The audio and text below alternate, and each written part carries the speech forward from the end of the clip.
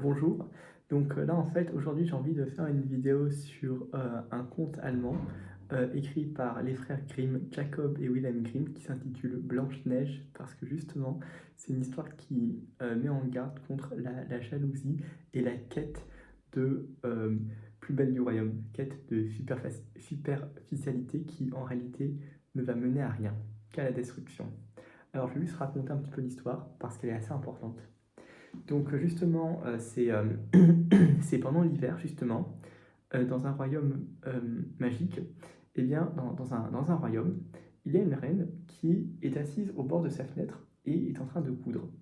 La fenêtre au cadre d'ébène, et là, en fait, en cousant, elle va se piquer le doigt et 3 gouttes de sang vont tomber sur la neige. Et là, la reine fait un vœu, elle dit: Oh, j'aimerais bien avoir un enfant qui soit aussi blanche que la neige, rouge comme le sang et noire comme l'ébène, comme le cadre de ma fenêtre d'ébène. Et quelques mois plus tard, justement, la reine va alors, le souhait de la reine va avoir lieu, c'est-à-dire qu'elle va donner naissance à une petite fille qu'elle va appeler Blanche-Neige, et elle est assez heureuse, mais malheureusement, quelques jours après sa naissance, la reine va mourir, et son mari, c'est-à-dire le roi, va être dévasté. Il va être dévasté par cette perte parce qu'il réalise que seul, il ne peut pas élever Blanche-Neige. Et qu'en plus, il a beaucoup de choses à gérer dans le royaume. Du coup, un an plus tard, justement, le roi va se remarier avec une nouvelle femme qui va donc devenir sa nouvelle épouse et donc la nouvelle reine. Ainsi, à ce moment-là, Blanche-Neige, en fait, qui est encore qu'une enfant, va alors avoir une belle-mère, qui est la nouvelle reine. Cette nouvelle reine, en réalité, était certes belle, mais sa beauté, mais sa beauté, en fait, justement, c'était c'est que ce qu'on voit. En réalité, elle allait être très méchante. Et vous allez le voir plus tard. Tout d'abord, justement, cette reine, en réalité, va d'abord ordonner aux gardes d'enlever, par exemple, plusieurs rideaux ou des roses dans le jardin parce qu'elle n'aime pas. Donc elle va décorer le royaume à sa manière. Et le plus important, c'est que la reine possède un miroir merveilleux qui est le miroir magique. Alors, juste pour vous dire qu'est-ce que c'est que le miroir magique. Donc, c'est un miroir qui, en réalité, dit toujours la vérité lorsque la reine lui pose une question. Et la reine, comme elle ressent une insécurité dans le royaume, a souvent tendance à demander à son miroir magique si elle est la plus belle du royaume. Et voilà comment ça se passe d'ailleurs. En fait, donc ça c'est par exemple le miroir magique. Et la reine, elle va dire un truc. Elle va arriver, et là elle va dire: Petit petit miroir, quelle est la plus belle de tout le pays? Et le miroir va lui répondre: Madame la reine, vous êtes la plus belle ici. Alors du coup, la reine est très contente parce qu'elle se dit: En fait, je suis la plus belle dans ce royaume. Donc elle est satisfaite.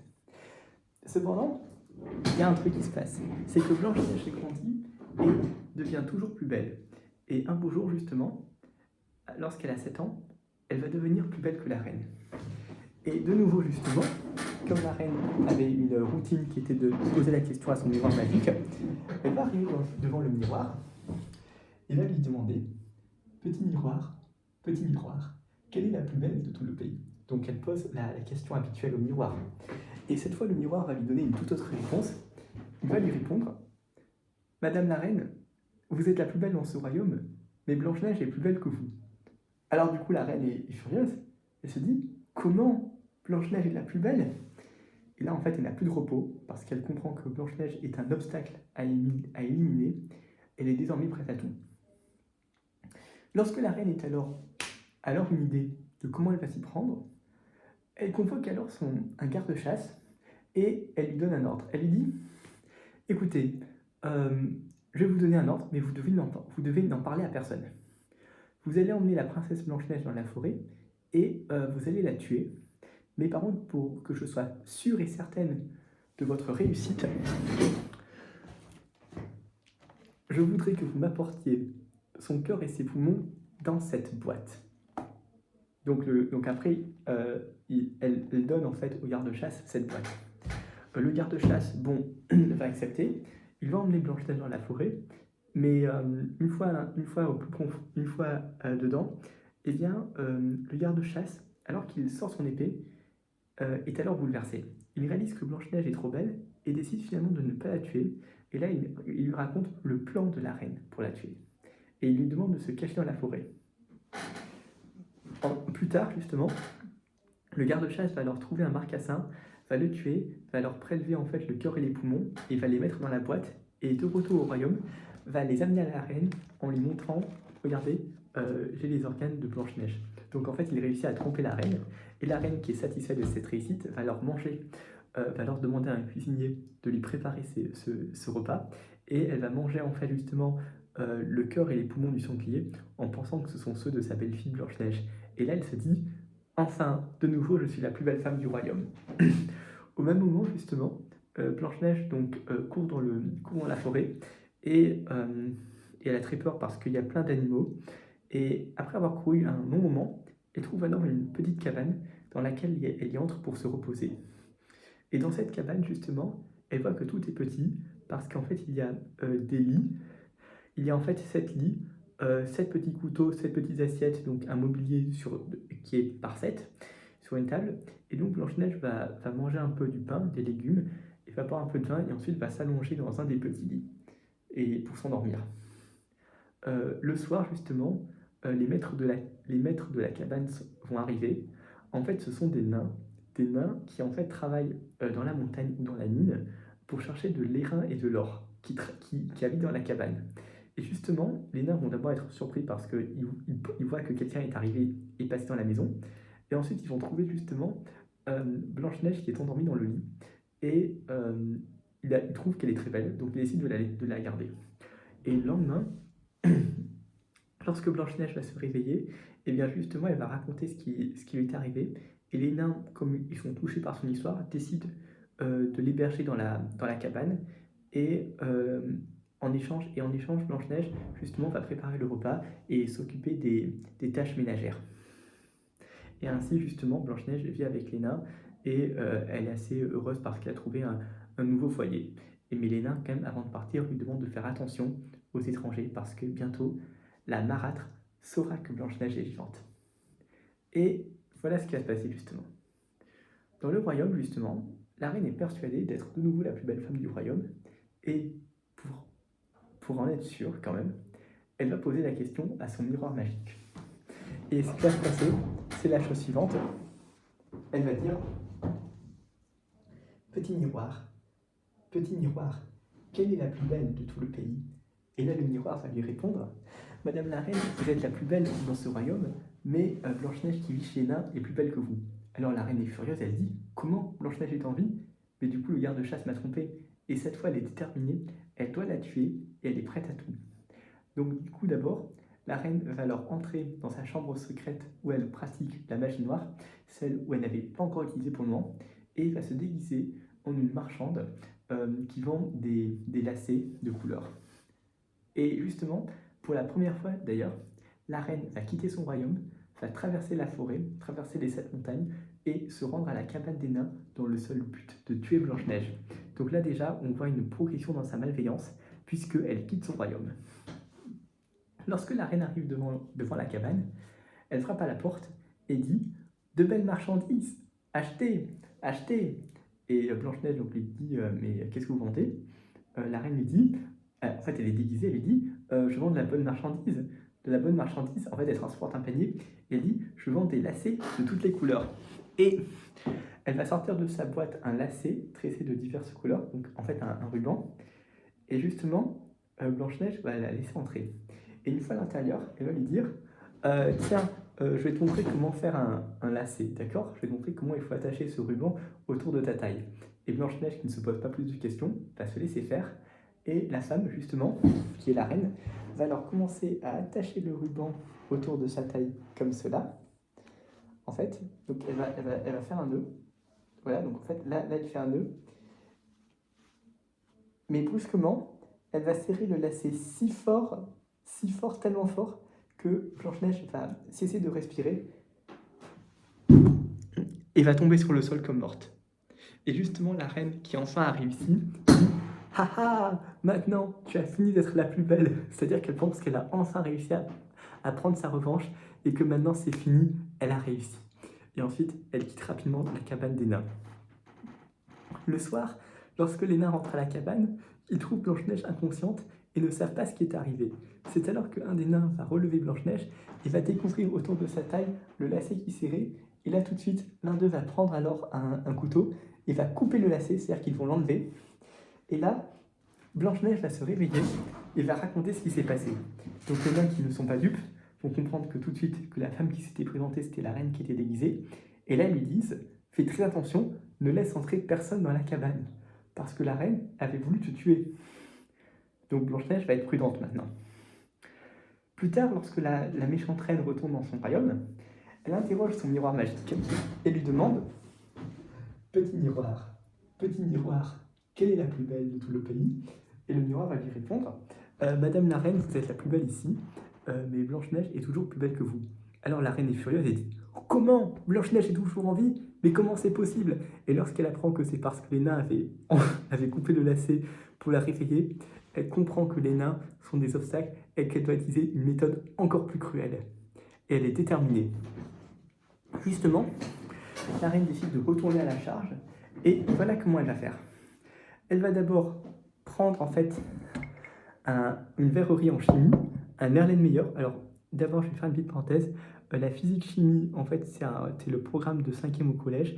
Et au début de l'année, justement, avec votre prof, vous allez apprendre la verrerie en chimie. Donc, par exemple, c'est l'Erlenmeyer, le bain-marie, ces trucs-là. Donc, voilà, en fait, elle va tout prendre un flacon et va mettre du poison dedans, qui est du poison. Et là, ce qui va se passer, c'est qu'elle va prendre un peigne et va le mettre dedans pour qu'il y ait du poison sur les dents du peigne. Et ensuite, elle va se déguiser de nouveau en une marchande et va de nouveau quitter son royaume, traverser la forêt pour se rendre à la cabane des nains. Et lorsque la reine arrive devant la cabane des nains, elle frappe à la porte et dit « Bonne marchandise à vendre, achetez, achetez !» Alors juste une parenthèse, c'est pour dire que la reine en réalité, elle entre de nouveau dans sa chambre où elle pratique la magie noire pour préparer le peigne empoisonné, mais elle utilise du poison. Donc justement, la reine arrive dans la cabane et elle attire l'attention de Blanche-Neige. Et lorsque Blanche-Neige arrive, elle dit je ne peux pas vous laisser entrer, vous devez vous en aller, vous devez vous en aller, vous devez partir. Et justement, la reine va lui dire mais il n'y a pas de problème, je vends simplement des peignes qui sont très beaux. Regardez, plusieurs. En fait, elle montre plusieurs peignes qu'elle vend, ainsi que le peigne empoisonné. Et Blanche-Neige ne le voit pas, et parce qu'il ressemble aux autres. Et justement, Blanche-Neige, qui, même si elle était méfiante au départ, finit par accepter et laisse entrer la femme parce que elle était assez convaincante. Et une fois à l'intérieur, la reine va lui dire « Attends, je vais te montrer comment il faut faire une jolie coiffure. » Et il y a un truc qui va se passer.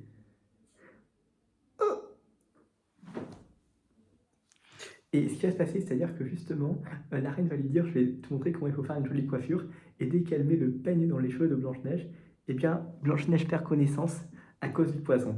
Et là, la reine déclare comme phrase triomphante « Ha ha ha, cette fois c'en est fait de toi, enfin j'ai réussi à te tuer !»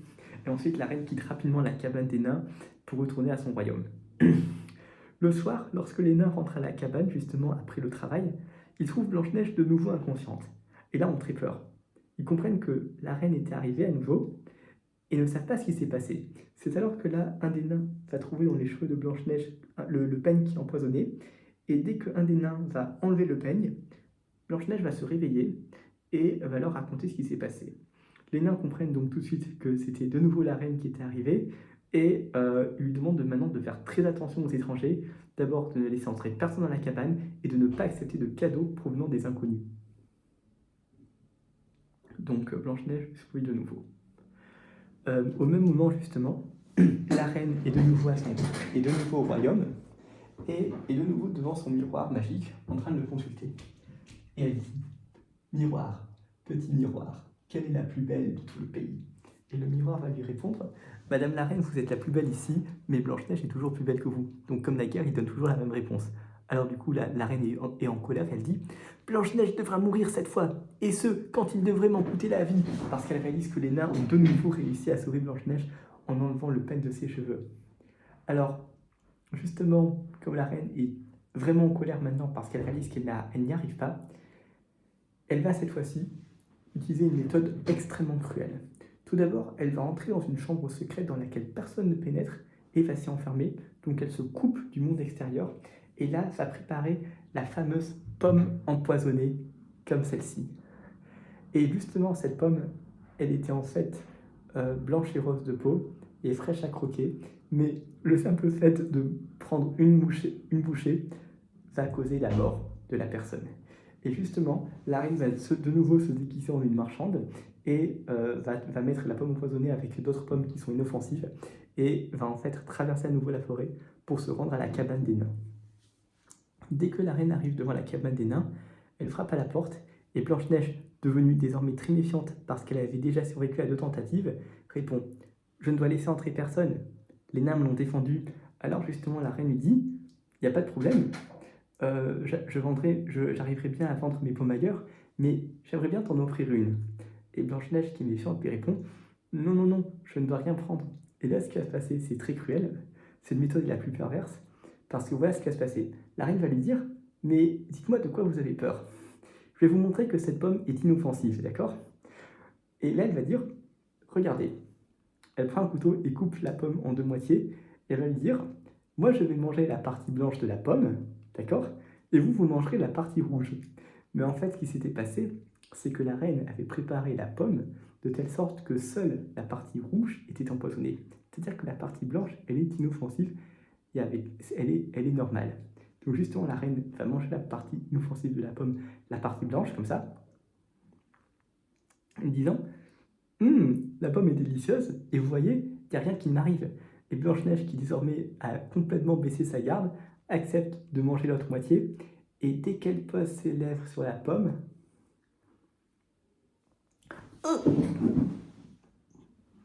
elle tombe sur le sol comme morte.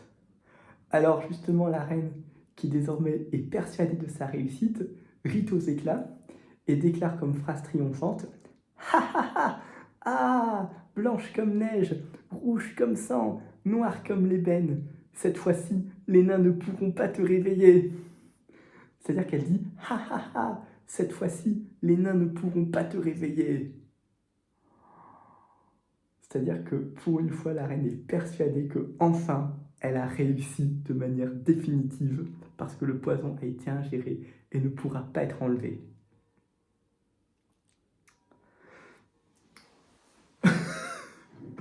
Putain. Et justement, plus tard, lorsque la reine va retourner dans son royaume et va interroger le miroir magique en lui demandant « Petit miroir, quelle est la plus belle de tout le pays ?» Le miroir va lui répondre « Madame la reine, la plus belle, c'est vous. » Alors à ce moment-là, la reine est satisfaite parce qu'elle se dit « Enfin, j'ai réussi à me débarrasser de Blanche-Neige. » Elle est enfin satisfaite. La reine est satisfaite à présent.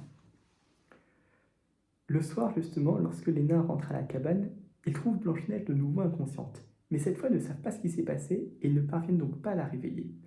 C'est alors que là, les nains sont désespérés et ce qui va se passer, c'est que justement, les nains vont ensuite préparer un cercueil de verre où ils vont placer Blanche-Neige dedans et vont placer le cercueil sur le haut de la montagne pour que tous les animaux puissent la voir.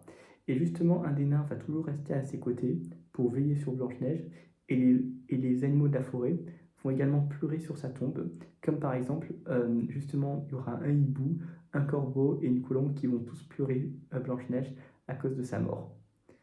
Et Blanche-Neige ainsi est dans son cercueil de verre depuis bien longtemps.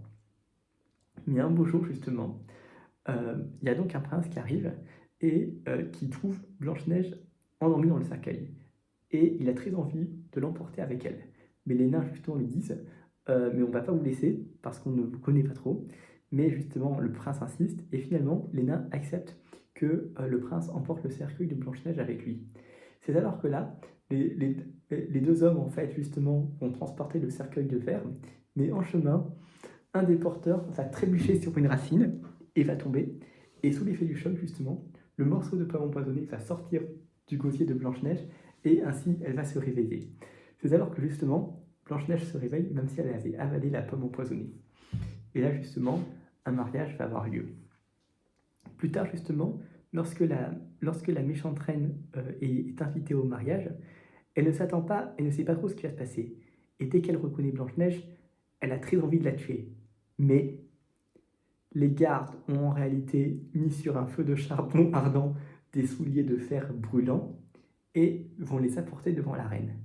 Et là, ce qui va se passer, c'est que la reine va être forcée à porter des souliers de fer chauffés au rouge comme ça. Et ensuite, ah, ça brûle, elle va danser avec jusqu'à ce qu'elle meure. C'est-à-dire qu'elle va mettre les souliers brûlants et ensuite va danser avec, ah putain, jusqu'à ce qu'elle meure. Ainsi, la reine, la méchante reine, justement, à la fin, meurt et ne pourra pas être sauvée. Voilà. Et ainsi, à la fin du conte, justement, Blanche-Neige et le prince vivent heureux. Alors justement, je vais faire une petite analyse. C'est que je trouve que, en fait, la méchante reine, dans son royaume, dès l'arrivée du royaume, était extrêmement méchante parce que justement, elle n'avait cessé que de satisfaire son statut de plus belle du royaume et était prête à tout pour tuer Blanche-Neige qu'elle perçoit comme une menace. Et il y a un truc, il y a une ascension dans sa malveillance parce que lors de sa première tentative, justement, elle demande à un garde-chasse de tuer Blanche-Neige, mais ce qu'elle demande, c'est de rapporter les organes de Blanche-Neige dans une boîte comme preuve de l'exécution de ses ordres. Donc là, c'est quand même une demande qui est vraiment macabre, quoi. Parce que c'est quand même une preuve de la mort de sa belle-fille. Donc ça, c'était la malveillance de la reine, ça se voit là. Et il y a autre chose aussi, elle menace de mort le garde-chasse. Ensuite, lors de la deuxième tentative avec le lacet serré, là, c'est-à-dire que la malveillance de la reine se voit par le fait que, pour la première fois, elle quitte son royaume, traverse la forêt et se rend à la cabane des nains dans le but de tuer Blanche-Neige, c'est-à-dire qu'elle est prête à prendre des risques pour satisfaire son statut de beauté. Donc la malveillance se voit ici. Concernant la troisième tentative avec le peigne empoisonné, alors ce qui se passe, c'est que justement, comme elle avait mis du poison sur le peigne, eh bien c'est avec du poison qu'elle tue Blanche-Neige, donc la malveillance se voit à travers le poison. La première tentative, il y avait autre chose aussi, c'est parce que c'est avec un lacet serré qui serre Blanche-Neige, donc l'empêche de respirer. Mais ce qu'il faut comprendre, c'est que la malveillance de la reine a atteint son paroxysme avec la fameuse pomme empoisonnée, principalement parce que justement, la reine a préparé une pomme qui était à moitié empoisonnée pour tromper Blanche-Neige. Parce que Blanche-Neige, à ce stade, après avoir survécu à 2 tentatives, est devenue particulièrement prudente, mais la reine réussit à contourner cette méfiance en mangeant elle-même une partie du fruit. Et Blanche-Neige, qui ne se pose pas plus de questions, mange l'autre moitié et tombe comme morte sur le sol. Et la mort de la reine à la fin du conte est particulièrement satisfaisante et ironique. Elle est symbolique parce que justement, elle est forcée de danser avec des souliers brûlants jusqu'à ce que mort s'en suive.